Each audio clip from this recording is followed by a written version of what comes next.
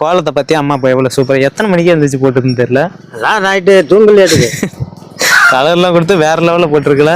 என்ன இந்த இடத்துல வந்து 2 கரும்பை போட்டுட்டு ஹாப்பி பொங்கல்னு எழுதுனா இன்னும் நல்லா இருக்கும். எழுதிட்டா சூப்பரா. கோலமே அழகா இருக்கு நல்லா.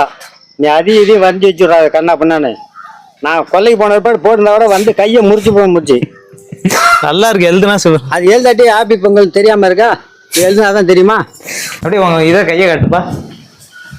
மருதாணி போட்டு செவக்கவே தீபாவளி போட்ட மாதிரி என்ன காரணம்னு தெரியல. மருதாணி அந்த மாதிரி மருதாணி.